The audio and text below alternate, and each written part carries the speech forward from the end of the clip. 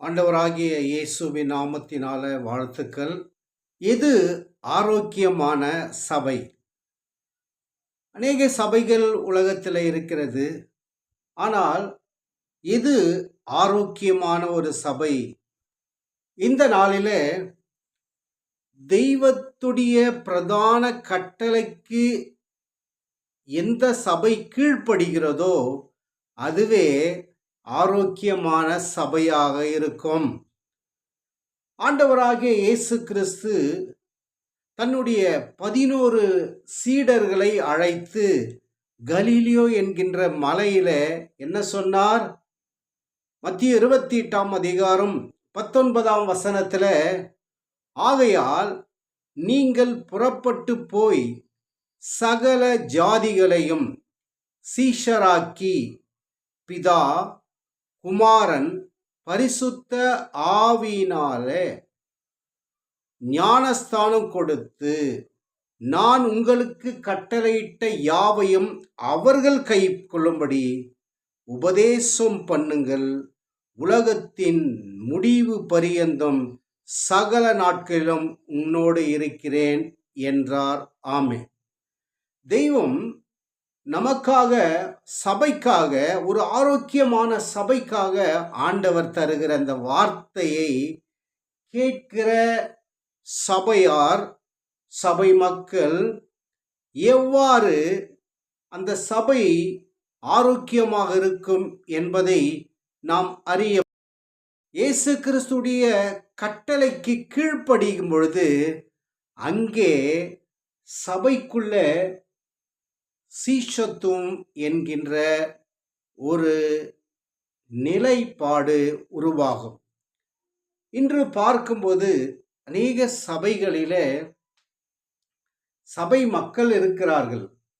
அவர்கள் ஒரு விசுவாசியாக இருக்கலாம், அல்லது அவர்கள் ஒரு அங்கத்தினர்களாக கூட இருக்கலாம்.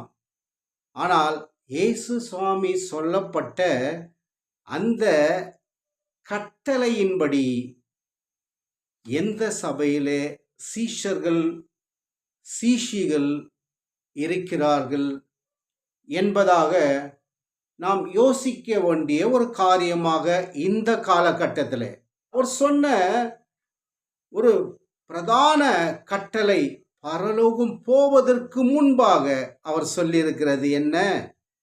நீங்கள் புறப்பட்டு போங்க. அதாவது இந்த சீஷத்துவம் என்பது ஒரு கடினமானதாக நாம் நினைத்து கொள்ளக்கூடாது. சீஷத்துவம் கடினமானது அல்ல, அது எளிமையானது.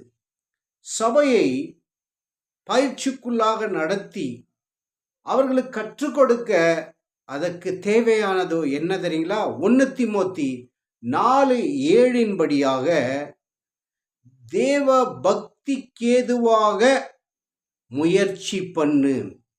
தேவ பக்திக்கேதுவாக நாம் முயற்சி பண்ணுகிற பொழுது அங்கே ஒரு மாற்றம் உண்டாகும்.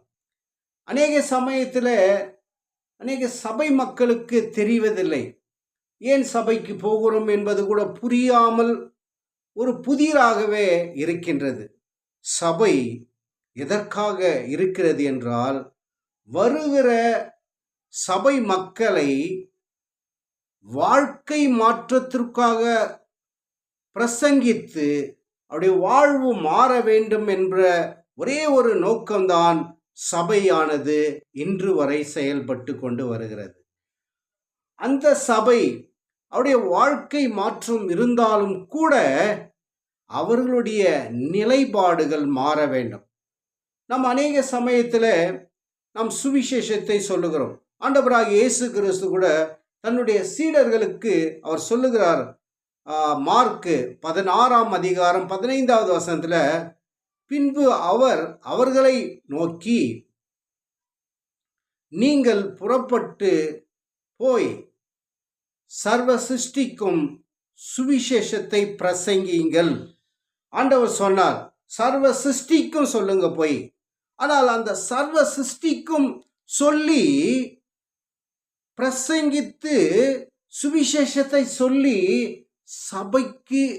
சபைக்குள் இருக்கிறவர்களுக்கு நாம் என்ன செய்ய வேண்டும்? இதே சேனல்ல நீங்க கிறிஸ்தவ ஜீவியத்தின் அடிப்படை தத்துவங்கள் என்று நீங்க இந்த யூடியூப் சேனல்ல நீங்க போட்டு பாருங்க. அதுல அநேக வீடியோக்கள் இந்த அடிமை பேசியிருக்கிறேன். ஒரு சபையில எப்படி அவர்களுக்கு கிறிஸ்தவ ஜீவியத்தின் அடிப்படை தன்மைகள், அந்த தத்துவம் வர வேண்டும் என்கின்றதை வீடியோவின் வாயிலாக நாம் அறிந்து கொள்ள முடியும். ஆகவே நம்முடைய வாழ்க்கையில நாம் ஜனங்களை என்ன செய்கிறோம்? புறப்பட்டு போகிறோம், சுவிசேஷத்தை அறிவிக்கிறோம். ஆனால் அவர்களை சீஷர்களாக உருவாக்குவதற்கு வேண்டிய வழிகள் என்ன? அதை செய்கிறோமா? அப்படி பார்க்கும் பொழுது ஒருவருக்கு சுவிசேஷத்தை அறிவித்து அவர்களை கொஞ்சம் கொஞ்சமாக சத்தியத்திற்குள்ள மனம் திரும்புதல், ரட்சிப்பு, விசுவாசம், விசுவாசிகள் என்று அப்படியே நாம் போகின்ற பொழுது அதற்கு பிற்பாடு அவர்களுக்கு சீஷத்துவத்தை குறித்து சில காரியம் குறைந்தபட்சம் ஒரு 3 மாத காலமாகிலும் கற்றுக் கொடுத்த பிற்பாடுதான் ஆண்டவர் சொன்ன அந்த ஞானஸ்தானத்துக்குள்ள போகும் பொழுது தேவனுடைய வார்த்தை நிறைவேறுவது மாத்திரமல்ல, அந்த வார்த்தை நிறைவேறிய பிற்பாடு அந்த ஞானஸ்தானம் அந்த ஆன பிற்பாடு அவர்களை இன்னும் அதிகமாக சீஷத்துவத்திற்கு நேராக நடத்தலாம். முயற்சி பண்ணுகின்ற பொழுது இது நடக்கும். ஒவ்வொரு திருச்சபைக்குள்ள அப்படியாக நாம் முயற்சி பண்ண வேண்டும். ஆதி சபையில நீங்க பாருங்க, இன்றைய தினத்துல நாம் பார்க்கும் பொழுது அநேக யூடியூப் சேனல், டிவி சேனல், பல வகையில வார்த்தைகள் அநேகமாய் கிடைக்கின்றது. ஆனாலும் வார்த்தை கிடைக்கிறது, ஆவிக்குரிய வளர்ச்சி இருக்கிறதா என்றால் அங்கு ஒரு கேள்விக்குறி போட வேண்டிய ஒரு நிலையில தான் நாம் இருக்கின்றோம். அப்போஸ்தலர் 6ஆம் அதிகாரத்தின் 7ஆம் வசனம் என்ன சொல்லுகிறது?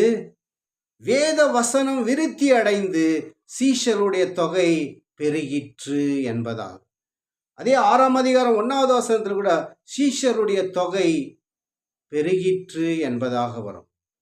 அப்போஸ்தலர் 1ஆம் அதிகாரத்திலிருந்து 5ஆம் அதிகாரம் வரையில விசுவாசிகளை குறித்து தான் நிறைய காரியம் இருக்கும்.